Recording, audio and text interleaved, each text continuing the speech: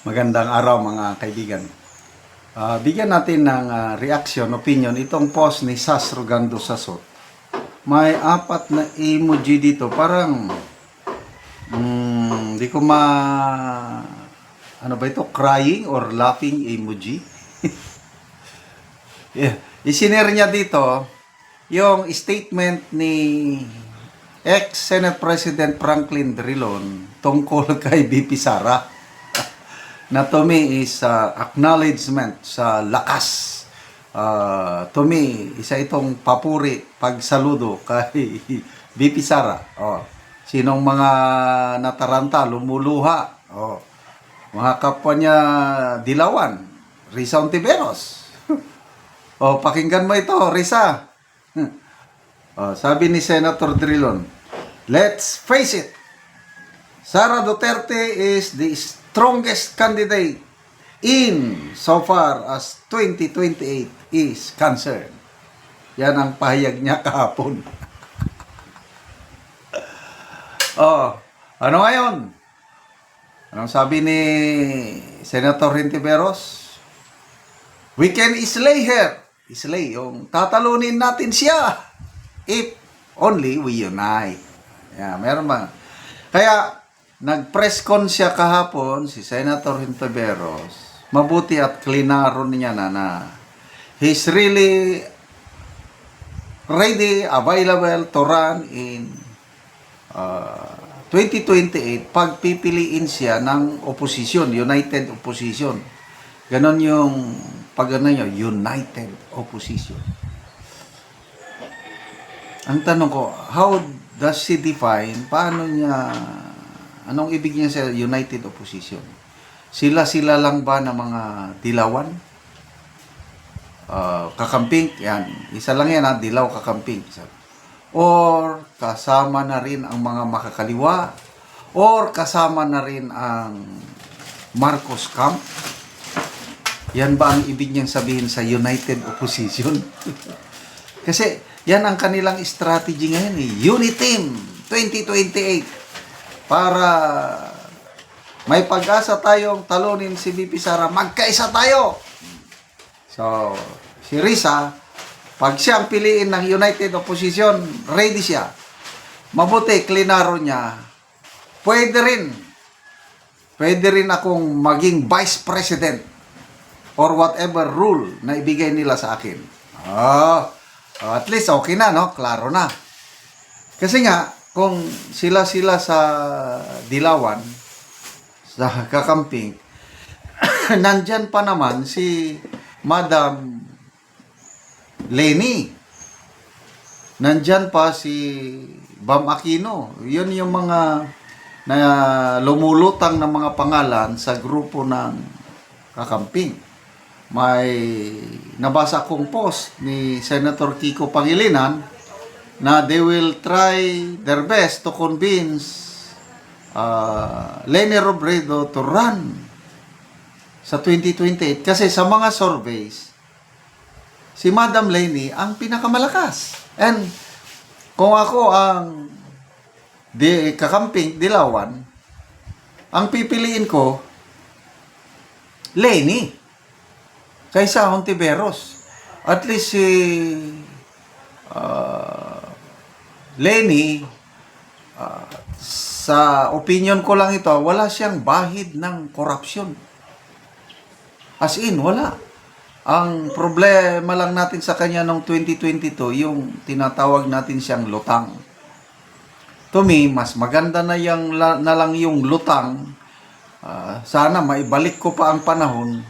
Sana si Leni na lang ang presidente natin ngayon kumpara sa ngayon na akala natin na matalino, mabait, mapagmahal ang BBM na binutuhan natin, mabaliktad. Talagang budol-budol man talaga. So, Leni Robredo ako. Si Ontiveros. Sabi niya, hindi daw siya involved sa PhilHealth na issue.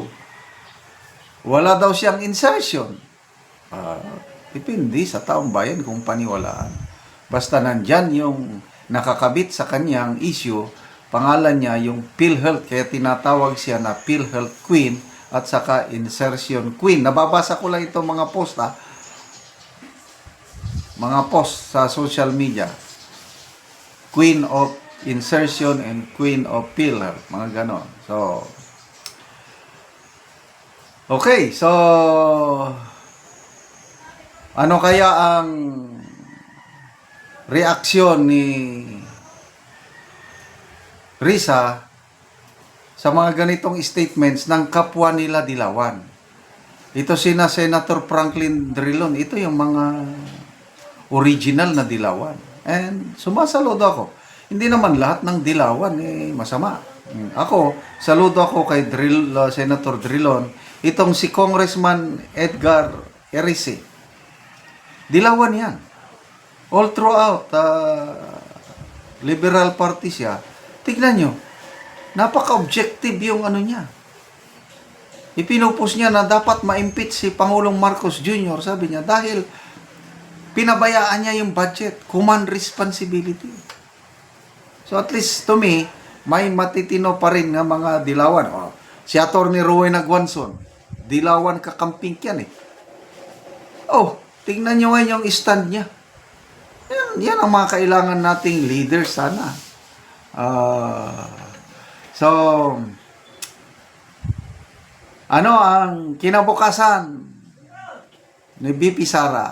Ako, kung may bulang kristal pa ako, nakikita ko na talagang she is destined to be president.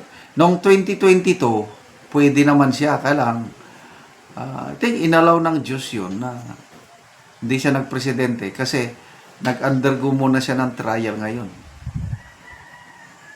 Itong mga nangyari sa kanya na mga problema, lalo na yung nangyari sa kanyang tatay, that will make her stronger when she become a president in 2028. Kaya konting tiis na lang, mga kapwa ko DDS. Kapit-bisig tayo. Kung si Laila de Lima nga nakipagkapit-bisig sa mga madre para pabagsakin si BP Sara, tayo, DDS, kapit-bisig din tayo. Tayo ang mas marami. Mas marami tayo sa kanila. Tayo ang kinakatakutan nila dahil sulit tayong mga DDS. Salamat mga kaibigan sa inyong pagsubaybay sa ating channel. Nakakatulong tayo ng malaki sa tribong Talandig ng Bukidnon dahil ang income natin sa channel na ito is pantulong po sa tribo.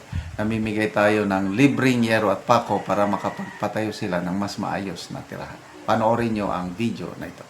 Muna ni ang mga yero sa ipanghatag sa mga taong kadtong mga nakikpuyo lang o kadtong mga daot na ilang balay o karon muna ni sila ang mga tao.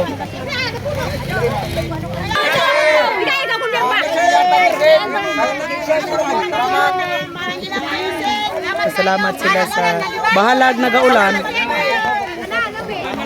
Excited kayo sila nga magkuha sa ilang yero.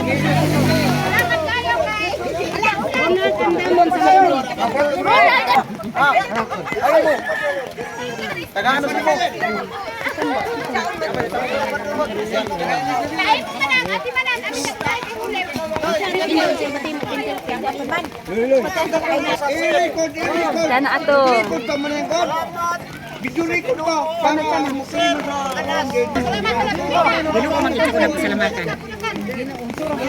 Salamat sa Ginoo.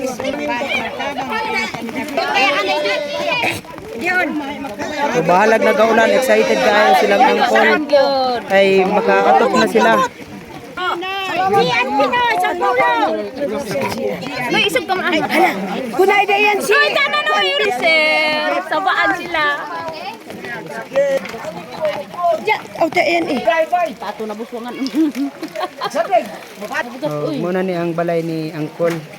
Pakitain nato nga nangahulog na ganyang uban niya iro lata na gid kaayo. Og muna ni ang kadako sa buslot sa balay ni angkol. Nga dagko na gid kaayo. O muna ni ang itsura sa iyang balay so karon nga nagaulan so natagaan siya gero so mag-atop na rin si angkol karon. O nagaulan na nagani ang ilang salog. salamat sa Ginoo o salamat usab sa nag-sponsor kay akong atok matupan na gyud kay nga buslot na. Oo. Dili na gid may matuluan. Salamat kayo.